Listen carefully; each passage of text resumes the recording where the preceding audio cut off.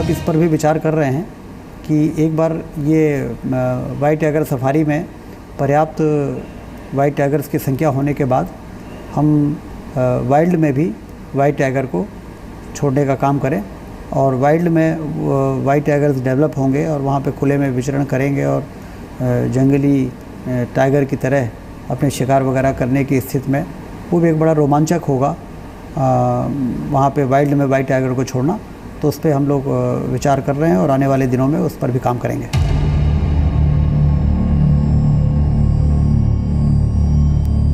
ये कहानी शुरू हुई थी 27 मई 1951 को रीवा से, जब रीवा के महाराजा मार्तंड सिंह ने सफेद बाघ के एक बच्चे को पकड़ा। ये कहानी शुरू कैसे हुई मोहन की? ये एक इत्तेफाक था। असल में अगर देखा जाए तो एक हंट था, एक शिकार में जा रहे थे और वहाँ पर उन्होंने एक टाइगरेस को मारा, लेकिन दुर्भाग्य से उसके साथ में कब्ज निकल आए। और ये एक प्रकार से मान्यता है कि अगर कोई भी टाइगरेस कब्ज के साथ मारी जाती है तो फिर कब्ज को भी मारना चाहिए। लेकिन उसमें से एक वाइट टाइगर निकला और वहीं से ये तय हुआ कि हम इसको मारेंगे नहीं, इसको हम पकड़ेंगे। आपको बचपन में याद है या अपने पिताजी की? मेरी बहुत यादें हैं।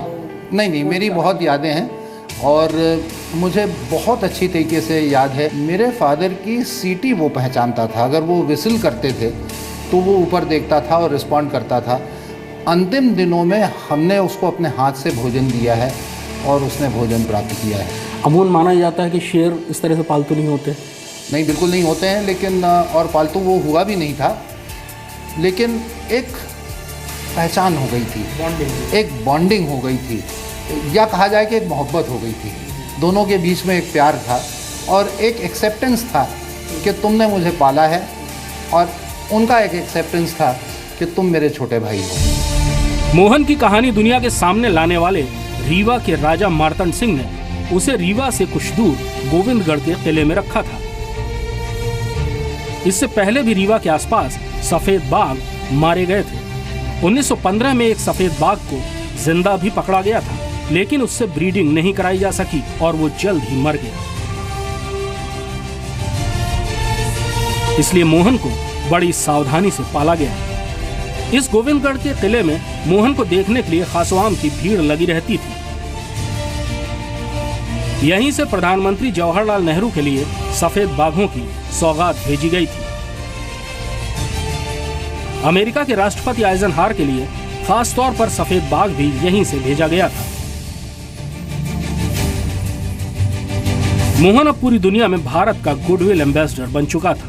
यहां तक कि नौसेना के फाइटर जेट्स के स्क्वाड्रन का नाम व्हाइट टाइगर रखा गया था और रीवा से ही सफेद बाघ नौसेना की स्क्वाड्रन में भेजा गया। मोहन की कहानियां सुनाने वाले अब तक गोविंदगढ़ के आसपास मौजूद हैं। तो मोहन से आप इतना दिन रात उसके साथ रहते थे, उसको देखते थे, आपको भी उससे बहुत लगाव रहा होगा। मोहन का? हाँ। अरे वो शेर के घर में जन्म लिया, लेकिन एक वो ईश्वर हमारा तो मुकाबला पड़ गया मोहन के साथ। ऐसे आके बिल्कुल हमारे सामने, आपके सामने मृत्यु हुई। ये काफ़ी टाइम तक हमारे पास में खड़ा रहा। रुकान बेटा जाओ, चलिए रुकान जाओ। चला गया घूमने के लिए। हम बाहर निकले, दरवाज़ा बंद किए। रीवा से तकरीबन 20 किलोमीटर दूर एक बहुत बड़े तालाब के किनारे ये गोविंदगढ़ का किला है, या यूं कहें किले के खंडहर हैं। लेकिन खंडहर बताते हैं कि ये इमारत कभी कितनी बुलंद, कितनी रंगीन रही होगी। दरअसल ये रीवा के राजाओं द्वारा बनवाई गई सबसे खूबसूरत इमारतों में से एक है। मई 1951 में अपने पकड़े जाने के बाद दिसंबर 1969 में अपनी मौत तक मोहन ने अपना वक्त यहीं गुजारा। इसी खुले हुए बाड़े में मोहन को रखा जाता था और पूरी दुनिया में सफ़ेद शेरों का वंश इसी जगह, इसी बाड़े से शुरू हुआ। लेकिन मई 1951 से पहले मोहन कहाँ रहता था? आइए आपको ले चलते हैं उस जगह पर, उस जंगल में जहां मोहन को पकड़ा गया था एक शिकार के बाद। रीवा के आसपास के इलाके में बाघों की कोई कमी नहीं थी। इसके सबूत अभी भी आसानी से मिल जाते हैं। राजशाही के निशान से लेकर महलों के अंदर तक हर जगह बाघ मौजूद है। पुराने दस्तावेजों के मुताबिक रीवा के पूर्व महाराजा गुलाब सिंह ने कुल 619 बाघ मारे थे। उनके बाद महाराजा मार्तंड सिंह ने शिकार पर प्रतिबंध लगने से पहले कुल 85 बाघों का शिकार किया था। इनमें से कई बाघ सफेद थे। लेकिन छोटे से मोहन को देखकर राजा का दिल पिघल गया। राजा ने इन जंगली जानवरों के प्रति हिंसा छोड़ दी और जिस बाघ का शिकार करने निकले थे उसी को लाड़ प्यार से पालने लगे। मोहन गोविंदगढ़ के किले में पल रहा था तो रीवा के जंगलों में छिपी वो कहानी जिसने रीवा के व्हाइट टाइगर मोहन को दुनिया भर में भारत का सद्भावना दूत बना दिया, हम आपको उन्हीं जंगलों में लिए चल रहे हैं जहां से मोहन को पकड़ा गया था। घने जंगल बताते हैं कि आज से 70 साल पहले ये इलाका कितने जंगलों से घिरा रहा होगा। लेकिन जब हम जंगल में ठीक उस गुफा के सामने पहुंचे जहां से मोहन को पकड़ा गया था तो हमें पता चला कि हमने किसी के आराम में खलल डाल दिया था। एक भालू नाराजगी जताता हुआ भाग निकला। अभी जब हम यहाँ पे आए थे तो यहीं से हमारे 4 कदम दूर से एक भालू निकला।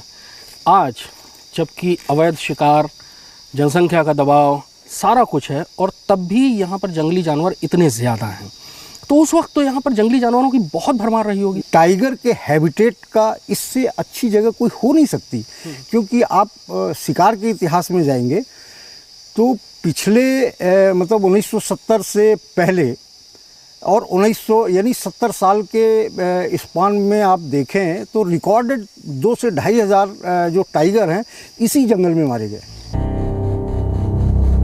इस घने जंगल से गोविंदगढ़ के किले तक मोहन ने एक लंबा जीवन जिया। 1969 में उसकी मौत से पहले सफेद बाघ पूरी दुनिया में रीवा की पहचान बन चुके थे, लेकिन 1976 में रीवा के आखिरी सफेद बाघ की भी मौत हो गई और उनकी वापसी हुई 2016 में एक नए माहौल में, जब रीवा में ये दुनिया की इकलौती व्हाइट टाइगर सफारी बनी, जहां सफेद शेर को जंगल के आजाद माहौल में छोड़ने की तैयारी की जा रही है। मोहन जो पहले बच्चे के रूप में एक कब के रूप में महाराज मार्तंड सिंह जी ने जब उसको पकड़ा था तो एक दिन वो उस खिड़की से निकल भागा था और वहाँ से जब वो निकला तो इसी मुकुंदपुर के मात के जंगल में उसको दोबारा पकड़ा गया था। तो ये एक नेचुरल हैबिटेट है वाइट टाइगर का और इसलिए नेचुरल हैबिटेट में आने के बाद ये टाइगर्स न सिर्फ और स्वस्थ हो रहे हैं बल्कि बहुत ही प्रसन्न हैं और अपनी अटखेलियों से वो पर्यटकों को बड़े आकर्षित कर रहे हैं। फिलहाल विंध्या नाम की शेरनी को खुले में रहने का आदी बनाया जा रहा है। धीरे धीरे इस दायरे को बढ़ाया जाएगा और आखिर में इन सफेद बाघों को उसी जंगल में ले जाया जाएगा जहां पहले सफेद बाघ मोहन को पकड़ा गया था। इंसानों की कैद में पैदा हुए और पले बढ़े सफेद बाघों को जंगल में जिंदा रहने और शिकार करने के काबिल बनाना आसान नहीं होगा, लेकिन अगर ये मुमकिन हो पाया तो ये पूरी दुनिया के वन्य जीव प्रेमियों के लिए बहुत बड़ी खबर होगी। इसी के साथ अपने वंशजों की शक्ल में मोहन की अपने घर, अपने जंगल में वापसी होगी। ये एक परिकथा जैसा लगता है। जब वो शावक था तो उसकी आंखों के सामने उसके पूरे परिवार को मार डाला गया, लेकिन भाग्य ने उसकी रक्षा की और अगले 18 साल तक वो पूरी दुनिया की आंखों का तारा बना रहा। और आज भी पूरी दुनिया में कहीं भी जब किसी सफ़ेद शेर की कहानी लिखी जाएगी तो उस हर कहानी की शुरुआत यहाँ रीवा में इस शेर से होगी जिसका नाम था मोहन। कैमरामैन गजेंद्र सिंह के साथ कृष्ण मोहन मिश्रा, जी मीडिया, रीवा।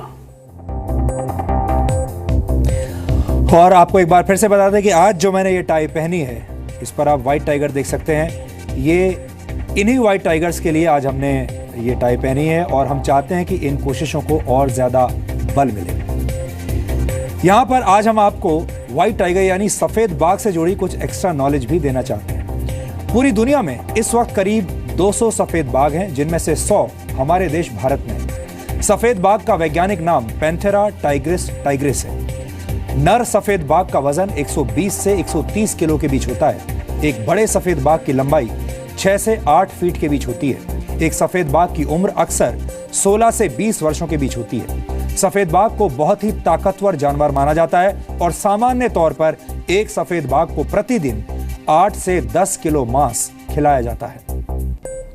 लेकिन जिस सफेद रंग की वजह से ये बाघ पूरी दुनिया में मशहूर है, वही सफेद रंग इनकी जान का दुश्मन भी बन जाता है। सामान्य बाघों के शरीर का रंग अक्सर पीला या संतरी होता है और उनके शरीर पर जो काली धारियां होती हैं वो उनके शरीर को छुपाने का काम करती हैं। लेकिन सफेद बाघ के शरीर का रंग सफेद होने की वजह से ये खुद को ठीक से छुपा नहीं पाते और आसानी से इंसानों का शिकार बन जाते हैं। सफेद बाघों की संख्या बढ़ाने के लिए इनके ही कुनबे में इनकी ब्रीडिंग कराई जाती है, जिसकी वजह से कई नए बच्चे जन्मजात विकृतियों के साथ पैदा होते हैं और कुछ लोग इसे जानवरों के प्रति क्रूरता भी मानते हैं। हमें उम्मीद है कि हमारे इस विश्लेषण ने शहरों और गांवों में रहने वाले लोगों को जंगल के इस सबसे खूबसूरत जानवर के प्रति जागरूक जरूर बनाया होगा। सफेद बाघों का संरक्षण तो किया जा रहा है, लेकिन बहुत से जानवर ऐसे हैं जो क्रूरता का शिकार होते हैं। हम देश के तमाम एनिमल लवर्स के लिए जानवरों के प्रति होने वाली क्रूरता के खिलाफ भी एक डीएनए टेस्ट बहुत जल्द ही करने वाले हैं।